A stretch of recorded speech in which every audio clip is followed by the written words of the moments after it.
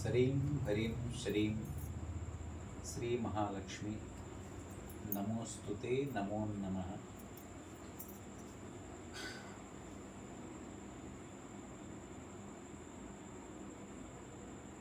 కమలాత్మికా స్వరూపిణ్యై దశమహావిద్యా రూపిణ్యై భగవతి కమలాత్మికాంబిక సంపత్ సిద్ధిప్రదాయిని సర్వైశ్వర్య కారిణి భగవతి శ్రియారూపీ మహాలక్ష్మీ నమోస్తుతే. ఈ శ్రావణ మాసంలో మన వాళ్ళంతా లక్ష్మీ అనుగ్రహం కోసం తాపత్రయపడుతూ అమ్మవారిని ఆరాధన చేస్తూ ఉంటారు.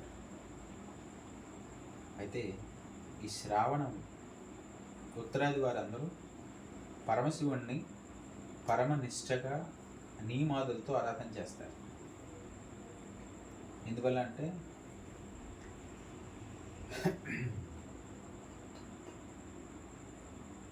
మకరంలోకి సూర్యుడు వచ్చినప్పుడు మనం ఎట్లా అయితే దాన్ని ఉత్తరాయణంలో పుణ్యకాలంలో మనం ఎలా అయితే పాలన చేస్తాము, అలాగే శ్రవణంలోకి చంద్రుడు వచ్చినప్పుడు, అదే మకర రాశిలోకి శ్రవణంలోకి చంద్రుడు పౌర్ణిమ, శ్రావణ పౌర్ణిమ నాడు శ్రవణ నక్షత్రంలో చంద్రుడు ఉండటం వల్ల శ్రావణ మాసం అని పేరు. ఈ శ్రావణ పౌర్ణిమ మనకు తెలిసిందిగా విశేషం. దాన్ని హయగ్రీవ జయంతి, రాఖీ పూర్ణిమ అని చెప్పి మనం పిలుస్తూ ఉంటాం కదా. హయగ్రీవుడు ఉద్భవించినటువంటి మాసం రాఖీ పూర్ణిమ. అలాగే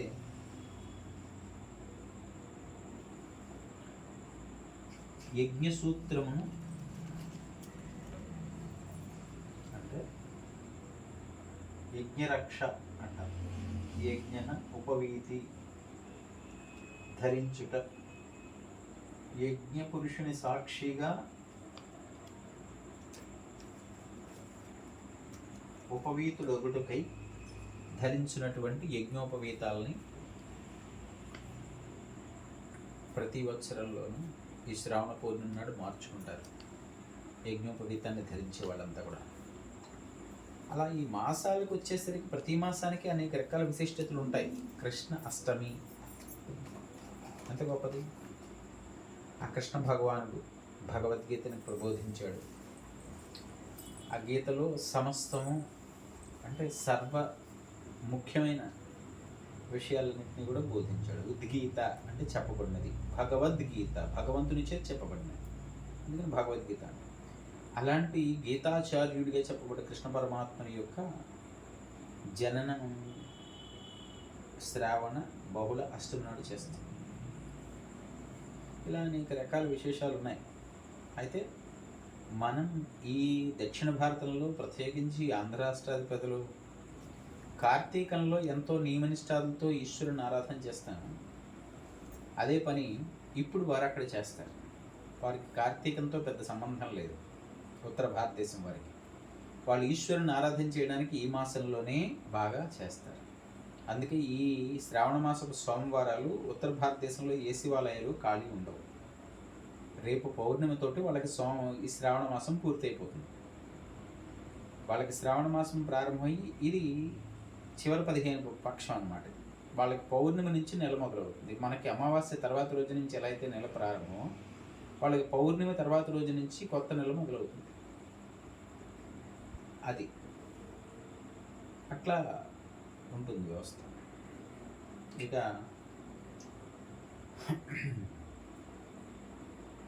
ఈ అమ్మవారి యొక్క లక్ష్మీ ఆరాధన గురించి కదా మనం మాట్లాడుకుంటున్నాం. పురాణాదుల్లో లక్ష్మీదేవిని సంపత్తుకి నాయకిగా, అంటే ఆ సంపత్తు మీద ఆధిపత్యాన్ని ఈశ్వరుడు అనుగ్రహించాడు. సంపత్ స్వరూపిణిగా అమ్మవారు అనుగ్రహించింది మహాత్రిపుర సుందరి అనేది మనకు తెలుస్తుంది. ఆమె విష్ణువు మీద కలిగినటువంటి అలకతో ఈశ్వరుణ్ణి ఆరాధన చేయడానికి తపోనిష్ట పూని శివుని కోసం తపస్సు చేసింది మహాలక్ష్మీదేవి. అప్పుడు ఈశ్వరుడు పరీక్షలు చేసి ప్రత్యక్షమయ్యాడు. ఉత్తినే వచ్చేలేదు. వచ్చి అసలు నీకు ఇది అన్న అర్థం ఉందా? నీ నాథుడే జగన్నాథుడు కదా, నువ్వు నా కోసం ఎందుకు తపస్సు చేస్తున్నావు అని అడిగాడు. ఆవిడ్ని కొంచెం ఇలా ఇలా చేయడానికి అన్నమాట, కొంచెం అట్లా పెచ్చరింప చేయడానికి. ఆవిడ వెంటనే చెప్పింది, నాకు మీ ఇద్దరూ కలిపి ఇలాంటి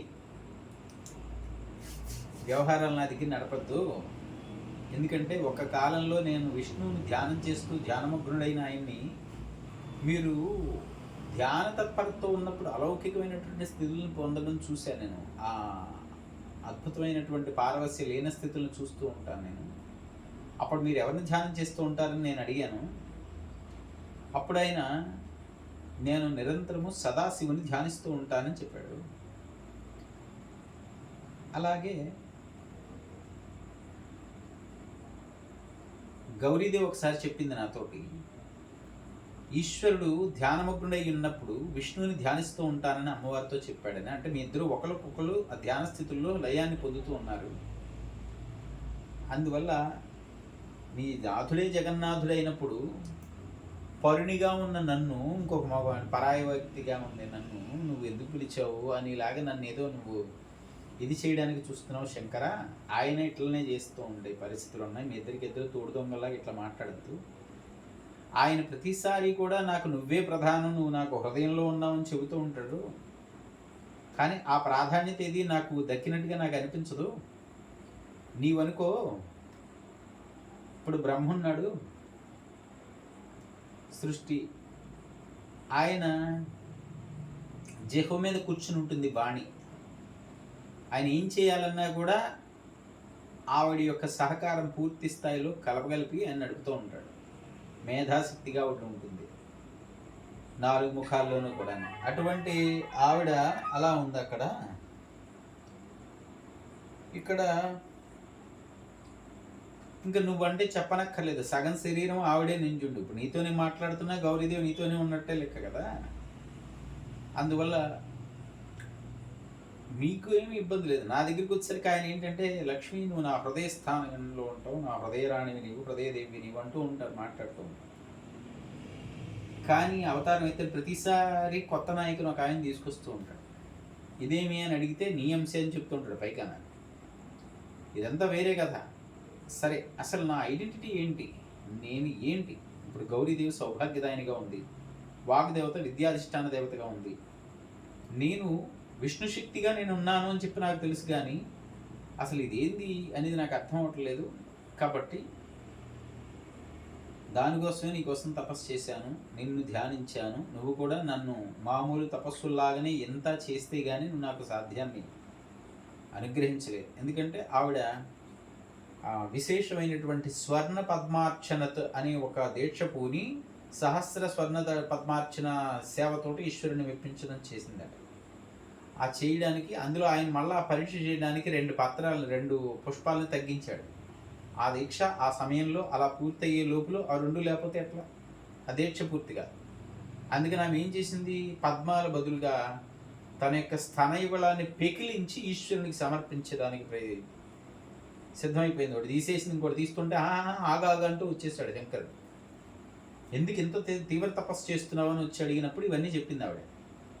అప్పుడు సరే అయితే నీకేం కావాలి అంటే, జనులకి అత్యావశ్యకంగా ఉండవలసింది ఏది కావాలని వాళ్ళు ఎక్కువగా అనుకుంటారో అది అనుగ్రహించే దేవతగా నేనే ఉండాలి అంది ఆవిడ. సరే, మనిషికి అత్యావశ్యకంగా ఉండేవి ఆహార నిద్ర మిథునాల్లో సహజమైనప్పటికీ కూడా మనిషి ఆ స్పృహ నుంచి బయటికి రాగానే అతనికి కావాల్సింది సౌకర్యం. సౌకర్యం అనేది సంపద వల్ల వస్తుంది. అటువంటి సంపదలకు నీవు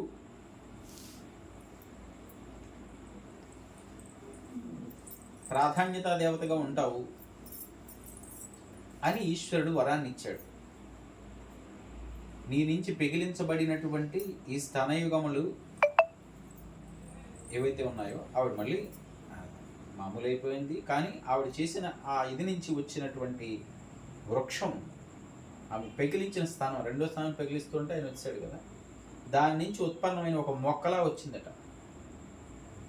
దీని పత్రములు నాకు ఎంతో ప్రీతిని చెందిస్తాయి అని వరాన్ని ఇచ్చాడు ఆయన. అదే బిల్వ వృక్షం. అందుకనే శ్రీ సూక్తంలో ఆ బిల్వ ప్రస్తావన అనేది అందుకనే వస్తుందండి శ్రీ సూక్తంలో. ఇలా జరిగింది. ఆ తర్వాత ఆవిడ సంపదాధినాయికగా ఉంది. అప్పుడు సంపత్కారిణిగా ఆవిడ మార్చడం కోసం అప్పుడు ఆయన అన్నాడు, నేను దీనంతటికీ కూడా నిన్ను ఒక రూలర్గా చేయగలను, కానీ సంపత్ కారక దేవతగా నీవు ఉండాలి అంటే మాత్రం నీవు అమ్మవారు త్రిపుర సుందరిని ధ్యానించాల్సిందే. అసలు ఈ త్రిపుర సుందరి ఎవరు ఏమి అని అప్పుడు తెలుసుకుంది లక్ష్మీదేవి. అలా తెలుసుకుని మహా త్రిపుర సుందరి ఉపాసన చేసింది ఆవిడ. అలా చేయబడినటువంటి ఉపాసన అనుగ్రహం చేత మహా త్రిపుర సుందరీదేవి లలితాంబిక లక్ష్మీదేవికి ప్రత్యక్షమయ్యి ఆవిడ యొక్క కోరికని, నీ యొక్క దీక్షకి, నీ సాధనకి నేను సంతోషించాను, నీ కోరిక ఏంటో నాకు తెలుసు, సమస్త సంపదలకు నీవే కారక దేవతగా, అధినాయికా దేవతగా నీవు ఉంటావు ఇక నుంచి. అందువల్ల లక్ష్మిగా ఉన్న నీవు శ్రీ మహాలక్ష్మి అవుతావు, నాలోని మహత్తత్వము నీకు అనుగ్రహిస్తూ ఉన్నానని చెప్పి శ్రీ మహాత్రిపుర సుందరీదేవి ఆ లక్ష్మీదేవిని అనుగ్రహించడం చేత అక్కడి నుంచి ఆమె శ్రీ మహాలక్ష్మిగా ప్రభవిల్లింది అని చెప్పేసి తెలియచేయబడుతుంది. పురాణాంతర్గతమైన విషయాలు ఇవన్నీ కూడా. అలాంటి లక్ష్మీదేవి ఈ శ్రావణంలో చంద్రుని యొక్క కళల్ని, వృద్ధిక్షయ కళలతో ఉన్నటువంటి చంద్రుడిని ఈశ్వరుడు అతనికి ఉన్నటువంటి క్షయత్వాన్ని తొలగించి అమృత పూర్ణత్వాన్ని అనుగ్రహించి అమృతము ఆయన నుంచి శ్రవించు విధముగా ఆశీర్వదించి ఈ మాసంలోనే చంద్రుని యొక్క తపస్సుకు అనుగ్రహించి ఆయన శిఖను దాల్చాడు. కాబట్టి ఈ శ్రావణానికి కూడా విశేషం. శ్రవణ నక్షత్రానికి మళ్ళా అలా అన్నమాట. అందుకని మాస ప్రాధాన్యత విశేషం, ఈశ్వరారాధన విశేషం, లక్ష్మీ ఆరాధన విశేషం చేయబడింది ఈ మాసంలో. అందువల్ల ఈ మాసంలో వచ్చే శుక్రవారాలు లక్ష్మీ ఆరాధనకి ఎంతో విశిష్టమైనవి. సోమవారాలు పరమేశ్వరునికి పరమ ప్రీతిని కలిగించినవి. అలాగే ఈ మాసంలో వచ్చేటువంటి మంగళవారాల రోజున కుజుని యొక్క అనుగ్రహాన్ని సాధించడం కోసం, వివాహం అయిన తర్వాత కుజుని ఆయన్ని ప్రకోపాన్ని తగ్గించుకోవటం కోసం, వివాహం అయిన తర్వాత ముందు వివాహం కోసం చేయబడేటువంటి అంగారక ఆరాధనలు అవన్నీ వేరు. వివాహం అయిన తర్వాత అంగారకుని వల్ల ఆ రకమైన అంగారక పీడిత గ్రహ దోషాలు ఉన్నప్పటికీ ఉండడం వల్ల భర్తృ క్షేమము అంటే భర్త యొక్క క్షేమానికి ఆపద కలిగేటువంటి పరిస్థితి ఉంటుంది. కాబట్టి ధనే వ్యయచ పాతాళే చ అష్టమే కుజే స్త్రీణాం భర్తృ వినాశాయ భర్తృనాం స్త్రీనాశనం అని ఆయన యొక్క విశేషాలను చెప్పబడింది. కాబట్టి ఆ అంగారకుడు భూమిపుత్రుడైనటువంటి కుజ అంటే భూమి, జ ఆత్మజుడు, పుత్రుడు, లోహితుడు, ఎర్రనివాడు, ఆయన అంగారకుడిని అనుగ్రహించమని వేడుకుంటూ ఆయన యొక్క తీవ్రత తమ సౌభాగ్యం మీద పడకుండా ఉండేదానికోసం అని చెప్పి ఈ శ్రావణ మాసంలో వచ్చే మంగళవారాల రోజున ఆ జగన్మాతను మంగళ చండికాదేవిగా కొలుస్తారు. వాటిని శ్రావణ మంగళవారాల నోముగా పిలుస్తారు. అందువల్ల ఈ శ్రావణ మాసంలో సౌభాగ్యకారకమైనటువంటి శ్రావణ మంగళవారాల నోము పట్టి సౌభాగ్య రక్షణ, అమ్మ కటాక్షాన్ని పొందుతారు. గౌరీదేవి అనుగ్రహం పొందొచ్చు. అలాగే సోమవారం ఈశ్వరానుగ్రహం, మంగళవారం నాడు ఆ శ్రావణ గౌరీదేవి అనుగ్రహం, శుక్రవారం లక్ష్మీ కటాక్షం కోసం చేసేటువంటి ఆరాధనలు చెప్పబడతాయి. ఇక ఇందులో మరీ ముఖ్యంగా చెప్పబడింది ఏంటి? వరలక్ష్మీ వ్రతము. అంటే లక్ష్మిని అందరూ కొలుస్తూనే ఉంటారు, కానీ స్వయంగా ఈ పద్ధతిలో నన్ను కొలిస్తే నేను వరదానాన్ని అనుగ్రహిస్తానని లక్ష్మీదేవి చెప్పబడ్డ వ్రతమే కదా వరలక్ష్మీ వ్రతం స్కాంద పురాణంలో. అలాంటి వ్రతాన్ని కూడా ఈ శ్రావణ మాసంలోనే వరలక్ష్మీదేవి నోము అని పూజ పేరుతోటి మన వాళ్ళందరూ ముత్తైదువులు ఆ యొక్క సువాసి తల్లులంతా కూడా ఈ మాసంలోనే చేస్తారు. ఇక అందరికీ లక్ష్మీ అనుగ్రహం కావాలి కదా, తోరాలు అవి కట్టుకుని చక్కగా ఆ తోర పూజ అది చేసి పసుపు రాసుకుని గంధాలు రాసుకుని కుంకుమలు ధరించి పట్టు వస్త్రాలు కట్టుకుని అలంకారాలు ఆభరణాలు ధరించి అవి అమ్మవారికి పెట్టి ఆ కళకళలాడుతూ చక్కగా చేస్తారు. అంటే లక్ష్మీ దేవి సమూహం అందరి ముఖాల్లో కనపడుతుంది. లక్ష్మీ కళ, మహాలక్ష్మీ కళ అండి అంటారు కదా, అలాగే అందరూ చేస్తారు, చేయాలి కూడా. అలాంటి వరలక్ష్మి వ్రతం ఎప్పుడు జరుగుతుంది? ఈ శ్రావణ, ఆవిడేం చెప్పింది స్పష్టంగా, శ్రావణ మాసంలో శ్రావణ పౌర్ణమికు ముందుగా వచ్చు శుక్రవారం నాడు నన్ను అర్చించవలదు. అంటే కరెక్ట్గా పౌర్ణమికి దగ్గరలో ముందుగా వచ్చే శుక్రవారం రోజునే ఈ వరలక్ష్మి వ్రతం చేయాలి అనేది. మళ్ళీ ఆవిడ ఏం చేసింది పాపం, దశమేకాదశులు అష్టమి నవములు అన్ని తిథులు పెట్టలేదు. అలా పెడితే ఓ పంచంగలోగా రాసి మళ్ళీ జనాలను ఇబ్బంది పెడతారని బ్లండ్గా ఒక గుర్తు పెట్టేసింది అనమాట. శ్రావణ మాసంలో పౌర్ణమికి ముందు ఏ శుక్రవారం వస్తే ఆ శుక్రవారమే నా రోజు, నన్ను పూజించండి అని చెప్పింది. దీంట్లో కాంట్రడిక్షన్ వచ్చి ఒక్కొక్కసారి మన చాంద్రమాన ప్రకారంలో రోజులు యొక్క తిథి యొక్క పరిణితి ప్రమాణాలను బట్టి వారాలు నెలకు వచ్చి 4 కాకుండా కొన్ని ఎక్సెస్ వస్తూ ఉంటాయి. అలాగే ఈ శ్రావణ మాసంలో 5 శుక్రవారాలు వచ్చాయి. దాంట్లో భాగంగా ఈరోజు కూడా శుక్రవారం అయింది. ఈరోజు అష్టమి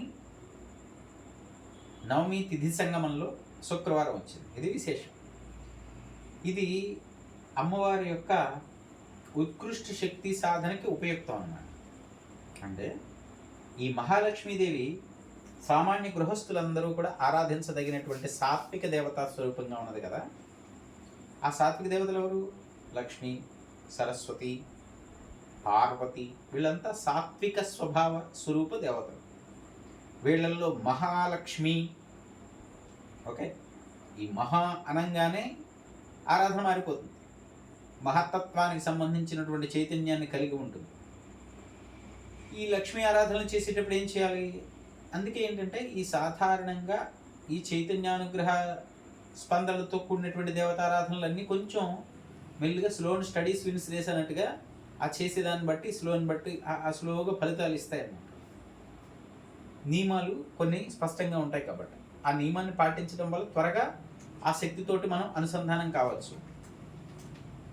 శుద్ధ సాత్వికంగా ఉండాలి. ముందు రోజు తినే ఆహారంతో సహా శరీరంలో సాత్విక లక్షణం ఉండి పూజ చేయాలి ఈ దేవతలకి. అప్పుడు త్వరగా కనెక్ట్ అవుతుంది. లక్ష్మీదేవి ఆరాధన అనుకోండి, చాలామందికి తెలియాల్సిన విషయం ఏంటంటే లక్ష్మి చాలా ప్లజెంట్గాను, సరళంగాను, లావణ్యంగాను, హరిణి అంటే ఏంటి? భీతావహమైన విషయాలకి దూరంగా ఉన్నది. హరిణి అంటే ఏంటి? అదురుతున్నటువంటి, అంటే లేడీ కన్నులు లాంటి కన్నులు కలిగింది అంటే లేడీ లక్షణం అంటారు. బెదురు కన్నులతో చూస్తూ ఉంటుంది లేడీ.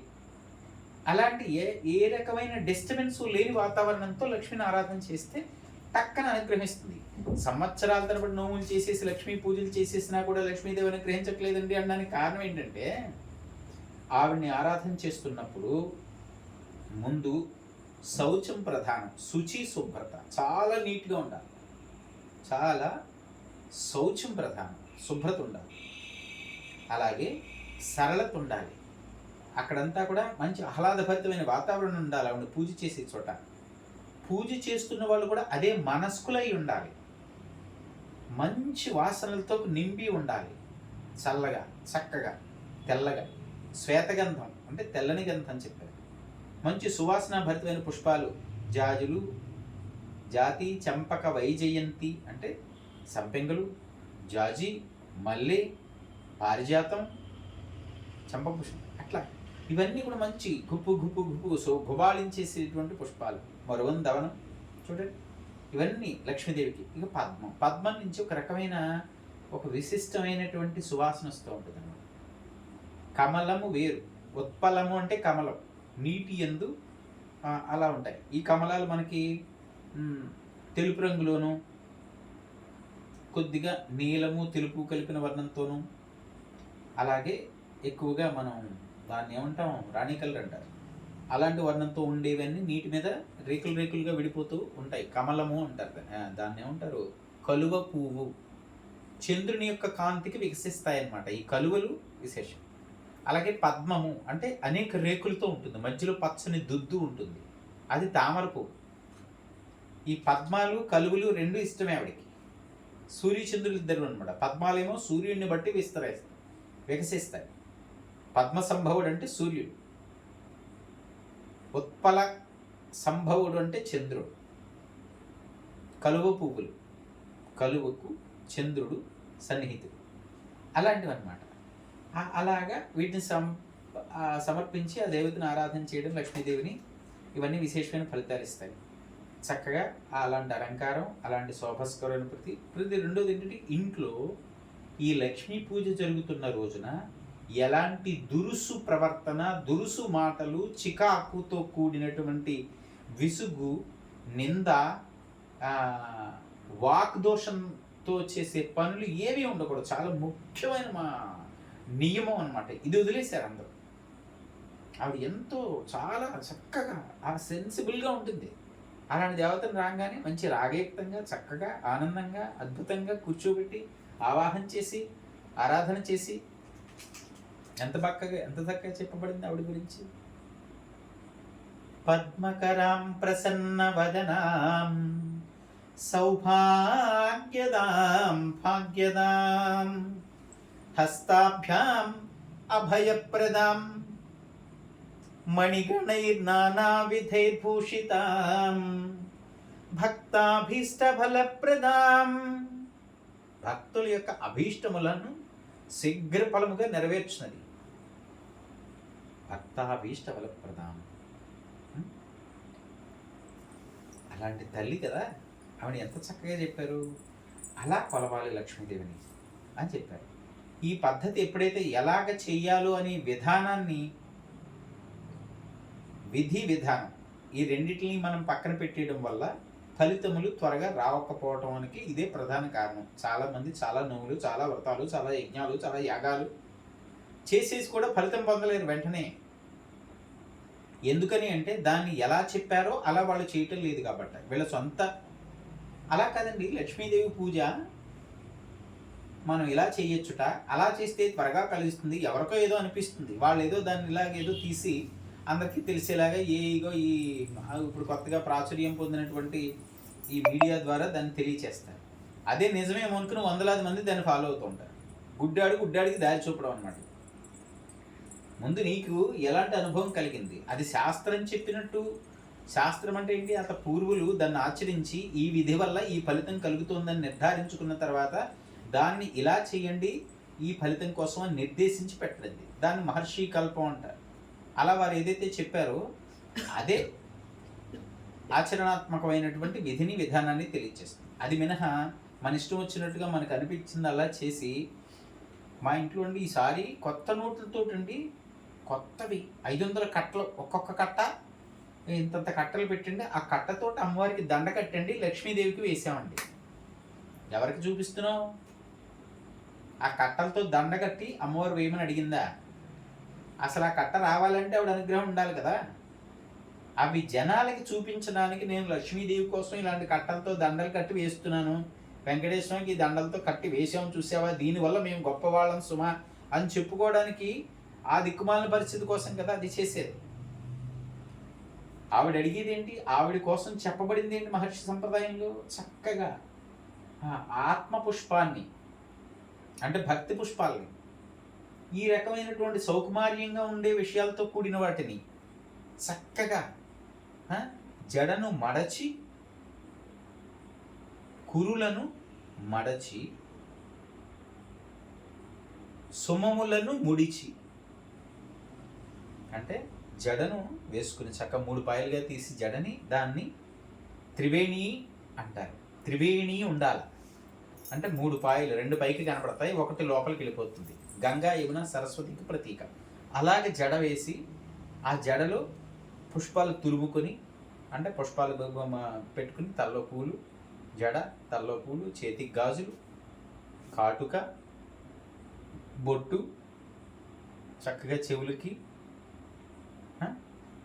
పసుపు, కుంకుమ, ఇవన్నీ సౌభాగ్య చిహ్నాలు అంటారు, మంగళ ద్రవ్యాలు అంటారు వీటిని. ఇవన్నీ ధరించిన ఆమెని 5 లక్షణాలు, ఈ 5 కలిగి ఉండాలి. ఈ 5 కలిగి ఉంటే ముత్తైదువ అని పిలుస్తారు. ద్రావిడ పదం అన్నమాట అది. సూత్రము, మట్టెలు, బొట్టు, గాజులు, నొసటన సింధూర్, చెవులకు ఇవి ఉండాలి దుద్దులు, మెడలో సూత్రములు ఉండాలి, చేతికి గాజులు ఉండాలి, కాళ్ళకి ఈ రకమైన మట్టెలు ఉండాలి. ఈ 5 లక్షణాలు కలిగి ఉంటే ముత్తైదువ అని చెప్తారు. అలాంటి వేషధారణతోటి పూజ సమయంలో అలాగ ఉండి చేయవలసి ఉంటుంది. జుట్టు విరబోసుకుని పూజ చేయరాదు. ఇది స్పష్టంగా అర్చా విధాన కల్పంలో ముందు మొట్టమొదటి చెప్పిన మాట ఇదే. గుడిలోకి జుట్టు విరబోసుకుని వెళ్ళినా కనీసం జుట్టు కొసైనా ముడియాలి. అందుకనే లేదా ఓ పాయ కింద తీసి ఇక్కడ ముడి కింద వేసుకుంటారు, జుట్టు కొంత వదిలిపెట్టినా కూడా. అలా కూడా వద్దు, మరి లేదు తర్వాత వచ్చిందనుకో కనీసం అలాగనైనా చేయాలి. అది కూడా మానేసి జుట్టంతా వదిలేసి వెళ్ళటం వల్ల వీళ్ళ యొక్క అముఖం సమ్ముఖం చేయవాహ కృతకం కృతికాల్పకం కటహ వేం అంటే పాపములు శిరోజములను ఆశ్రయించి ఉంటాయని చెప్తారు. దాని ద్వారానే జీవశక్తి యొక్క చేతనత్వం విసరబడుతూ ఉంటుంది. అందుకే జుట్టు దొరికితే సరిపోతుంది అనమాట. ఎవరినైనా పూర్వంలో అవన్నీ వేరే మాటలు, కానీ అందుకని జుట్టు అలా ఉండరాదు. ఎప్పుడైతే జుట్టు వదులుగా ఉంటుందో ఆ వైద్య పరిభాషలో కూడా త్వరగా వాతం వచ్చేస్తుంది, ఎక్కువగా పొడుగ్గా జుట్టు ఉండేటువంటి స్త్రీతత్వం కలిగిన వారికి అని కూడా చెప్పబడింది. గర్భవాతం వస్తుంది. గర్భవాతం వల్ల ఏమవుతుందంటే త్వరగా వాళ్ళు సంతానవతులు కారు. అన్నిటినీ మించి ఇలా జుట్టు ఎప్పుడైతే ఇలా వదిలిపెట్టేసుకు తిరుగుతూ ఉంటారో వాళ్ళకి ఈ వాతము వల్ల ఇప్పుడు మనం అనుకునే మైగ్రేన్ అని తలపోటు ఎక్కువ వస్తుంది. ఎందుకని సైకిల్ వాళ్ళకి ఏదైతే మాస నియమం పద్ధతి ప్రకారం జరగడం అనేది తప్పిపోతుంది, దూరాలు వచ్చేస్తాయి. దాంతో వాళ్ళు త్వరగా మాతృత్వాన్ని పొందడానికి కావాల్సిన అర్హతని కోల్పోతారు. ఇవన్నీ ఆరోగ్య సంబంధమైన విషయాలు, శాస్త్రబద్ధంగా పూజలకు సంబంధమైన కాదు. ఇవన్నీ ఇంటర్లింక్. అందుకని ఇవన్నీ చెప్పబడ్డాయి. సరే, లక్ష్మీదేవి పూజ చేయాల్సి వచ్చినప్పుడు ఇన్ని జాగ్రత్తలు తీసుకుని కనుక ఆ లక్ష్మీదేవిని ఆరాధన చేసినట్లయితే, ఇవన్నీ జాగ్రత్తలు అని చెప్తున్నాను ఏంటంటే పూర్వం ఇవన్నీ జీవన విధానం. మేబీ ఒక 15 ఏళ్ళ క్రితం చూసుకున్నా కూడా ఈ పద్ధతి వాళ్ళ జీవితంలో ఒక విధిగా వాళ్ళు అలాగే జీవించేవారు. ఆ 15-20 ఏళ్ళ తర్వాత నుంచి చూస్తే ఇప్పుడంతా మారింది. ఇవన్నీ ప్రత్యేకంగా చెప్పాల్సి వస్తుంది. అందుకని ఈ ఆరాధనలు చేసేటప్పుడు ఈ నియమాల్ని అనుసరించవలసి ఉంటుంది.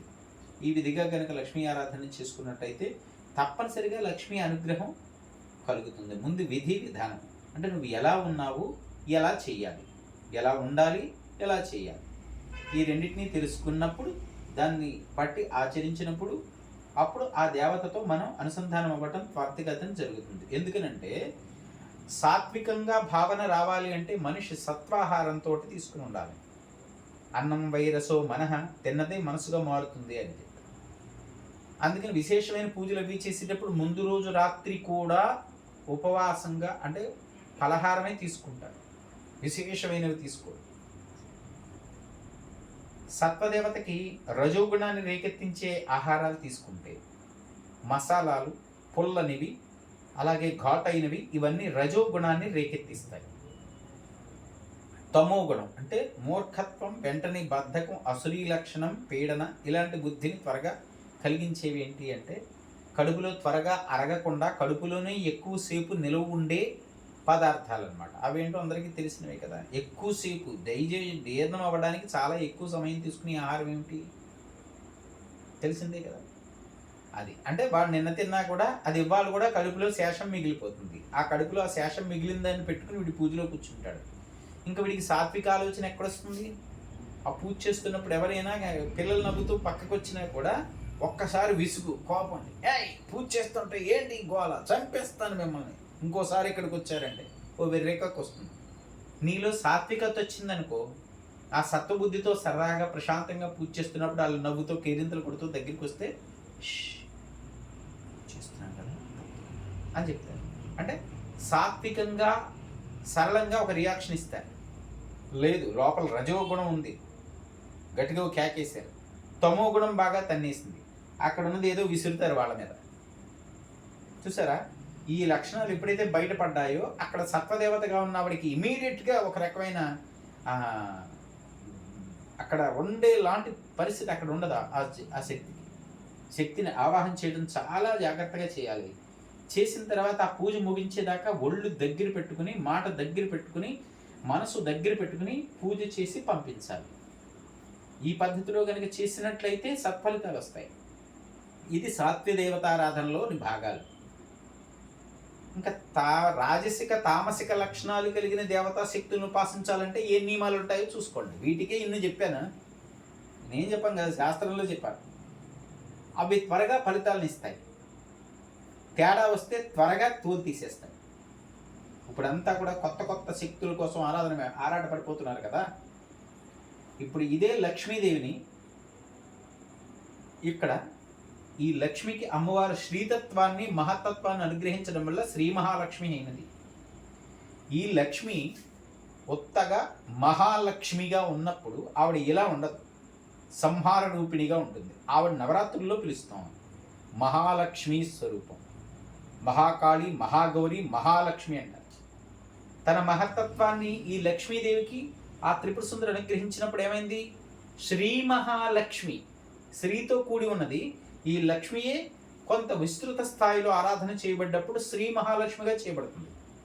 కానీ సంహార రూపిణిగా వచ్చే మహాలక్ష్మీ శక్తి వేరు, అక్కడ ఆవిడ వేరే ఉంటుంది. ఆవిడకి ఆ భుజాలు వేరు, ఆయుధాలు వేరు.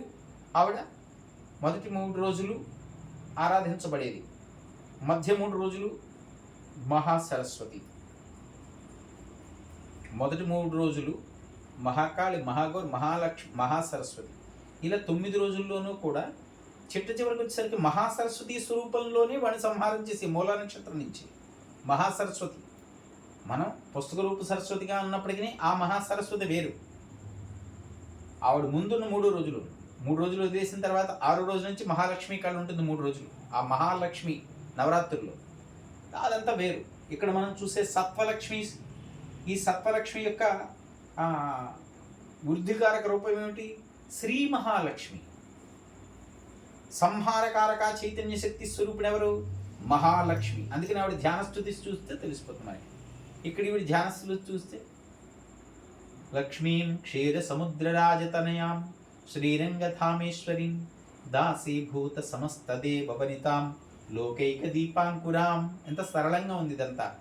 అక్కడికి వచ్చేసరికి శూలం పాశంచ ఘంటాం వరమభయకరహస్తాం సుప్రసన్నాం అంటూ మొదలవుతుంది ఆవిడ స్థుతి. ఇలాగే ఆ ధ్యాన స్థుతుల్లో కొంచెం భేదాలు ఉన్నాయనుకోండి. మహాలక్ష్మి అంటే ఆవిడ. అందుకని ఇక్కడ మనకి ఈ సత్వదేవతారాధన చేసేటప్పుడు సాత్వికతని మనం అనుసంధానమై ఉండాలి. ఇంకొంచెం ఆ ఉత్కృష్ట దేవతల దగ్గరికి వెళ్ళేసరికి ఇందులోనే మహాలక్ష్మి, ఇప్పుడు లక్ష్మి ఉంది, ఈవిడ శ్రీ మహాలక్ష్మిగా ఎలా మారిందో చెప్పాను. ఈవిడ లోని అంశ మహోత్కృష్ట శక్తిగా, అనుగ్రహ రూపిణి మహోత్కృష్ట శక్తిగా ఉన్న త్వరితగతిని సిద్ధిని అనుగ్రహించేటువంటి స్వరూపమే దశమహావిద్యల్లోని కమలాత్మిక. అదంతా మళ్ళా అమ్మవారి యొక్క ఉత్కృష్ట రూపం, పరాచైతన్య పరాదేవత యొక్క ఉత్కృష్ట రూపమే కమలాత్మిక. అది దశమహావిద్యల్లో చాలా త్వరగా అంటే ఫోర్స్ఫుల్గా ఉంటుంది, ఫలితం కూడా అంతే ఫోర్స్గా వస్తుంది. కానీ చేసేటప్పుడు ఆ ఫోర్స్ని బ్యాలెన్స్ చేసుకొని లాంటి సాధన చేయవలసి ఉంటుంది. అది అందుకని ఇవన్నీ విశేషమైనటువంటి పద్ధతులు. దశమహావిద్య కమలాత్మిక స్తుతి.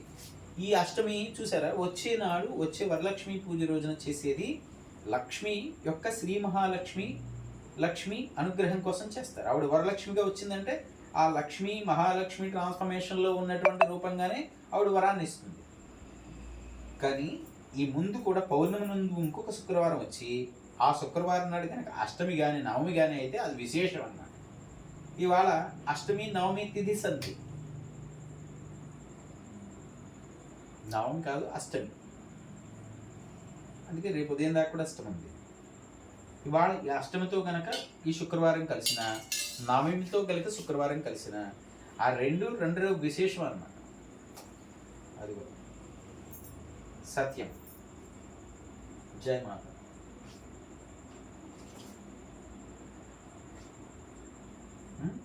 చండిగాదేవి తెలియజేస్తాం.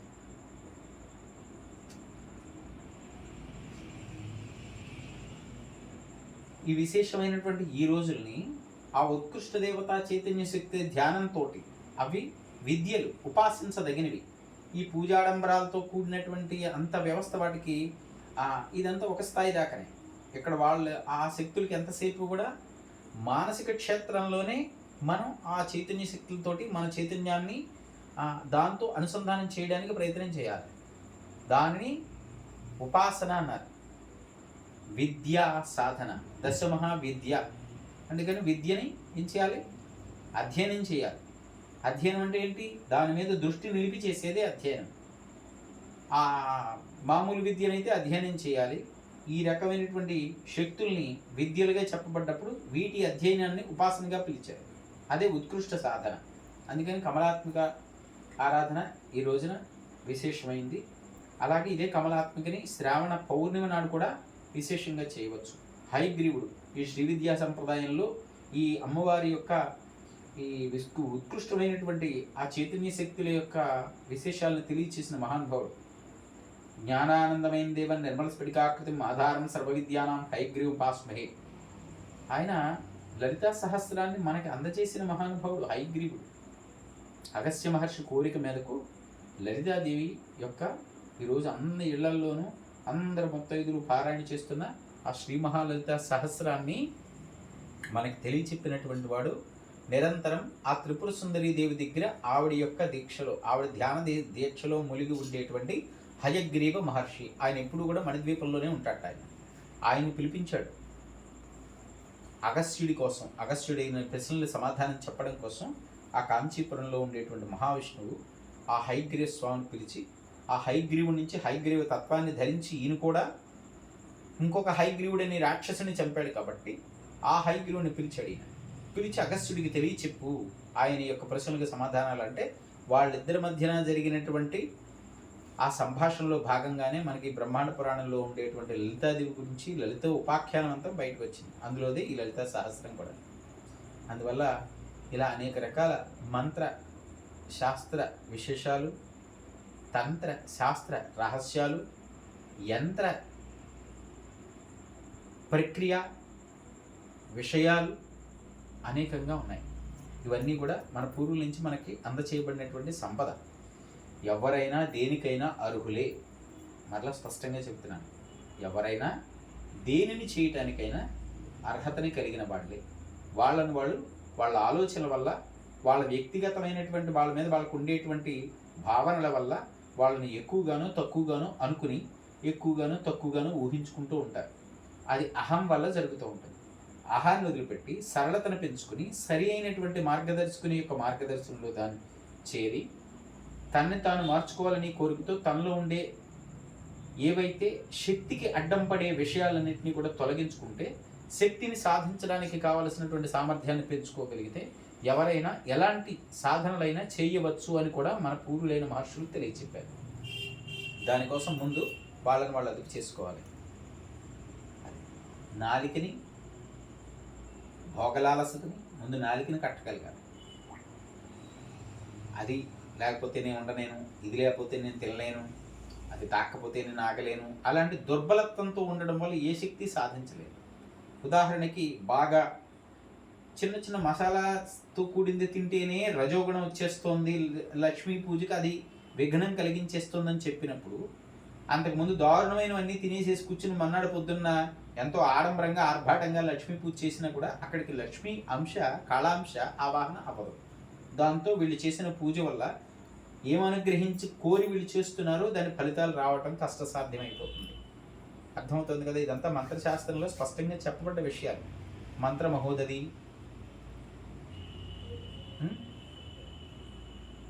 అలాగే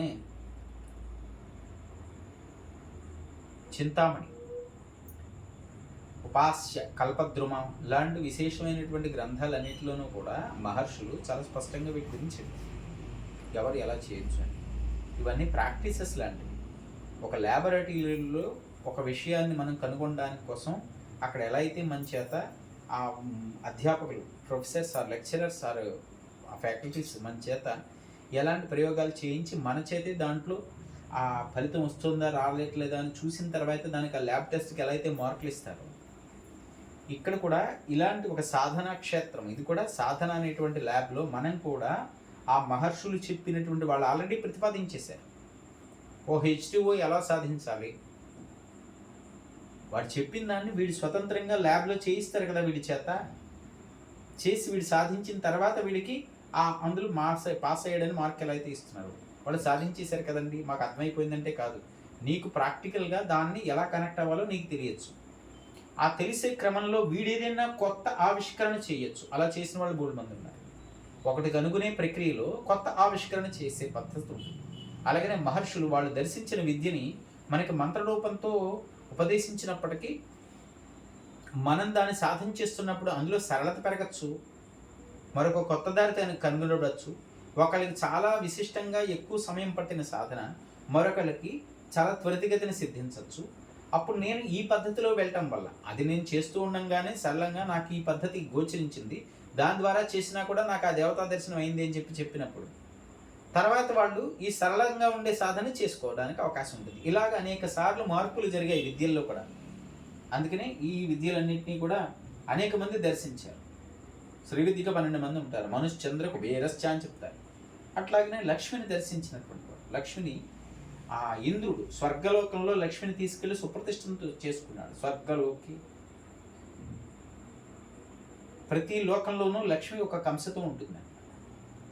స్వర్గలోకంలో రాజ్యలక్ష్మి కళతో ఉంటుంది ఆవిడ. అందుకని ఇంద్రుడు ఎప్పుడు కూడా పాలకుడిగా ఎప్పుడు గొప్పగా ఉంటాడు. ఆయన చేసినటువంటి ఇంద్రకృత మహాలక్ష్మి స్తుతి మనం నమస్తేస్తూ మహామాయే శ్రీపీఠేశ్వర పూజితే శంఖచక్ర గదాహస్తే మహాలక్ష్మీ నమోస్తుతి. ఆయన మహాలక్ష్మిని ధ్యానించాడు, శ్రీతత్వాన్ని. ఆవిడ మహాలక్ష్మి అనుగ్రహంతో ఆయనకి స్వర్గలోకంలో రాజ్యలక్ష్మీదేవి స్థిరమై కూర్చుంది. ఈ మర్త్యలోకంలో లక్ష్మి స్వరూపం వేరే ఉంది. అట్లా అన్నమాట. అందుకని లక్ష్మీతత్వమే ఎంతో గొప్పగా ఉంది. ఒక లక్ష్మి గురించి మాట్లాడడానికి ఇంత సమయం పట్టేస్తుందంటే ఇంకా విశేషంగా చాలా చెప్పచ్చు. అందువల్ల ఏది ఎంతవరకు ఏది అవసరమో వాళ్ళు చెప్పేవాళ్ళు ఎక్కువైపోయారు, ఆచరణ తగ్గిపోయింది. అలాగే ఏదో పొందేద్దామని తాపత్రయంతో వాళ్ళకి అనిపించిన దాన్ని ఆచరణాత్మకంగా మార్చేసుకుని లెంపకాయలు తింటున్న వాళ్ళు కూడా ఎక్కువైపోయారు. అందుకని బుద్ధికి తోచింది అలా చేసేసి ఇబ్బందులు తెచ్చుకోవద్దు. సరైనటువంటి పద్ధతిలో దాన్ని అనుసరించే వాళ్ళ మార్గంలో వెళ్ళి అందరూ ఆ యొక్క దేవతలను ఆరాధన చేసుకుని సత్ఫలితాలను పొందాలని మనస్ఫూర్తిగా కోరుకుంటున్నాను. జై శ్రీ మహాలక్ష్మి. నమోస్తు కమలాత్మిక జగన్మాత. నమో నమః. శుభం. సరసిజనిలయే సరోజహస్తే సరసిజనిలయే సరోజహస్తే తవళతమాం సుఖగంధమాల్యసోపే భగవతీ హరివల్లభే మనోజ్ఞే త్రిభువనభూతికరీ ప్రసీద మహ్యం. భగవతీ హరివల్లభే మనోజ్ఞే త్రిభువనభూతికరీ ప్రసీద మహ్యం. ప్రసీద మహ్యం. లోకాన్ని సుభిక్షంగా ఉంచమ్మా. అందరికీ మనసు సంతృప్తిని కలిగించే కామనలను నెరవేర్చగలిగే సంపత్ స్వరూపిణిగా అనుగ్రహించమ్మా. జగదంబిక మహాలక్ష్మి శాంతస్వరూపిణి ఆనందరూపిణి నమో నమః.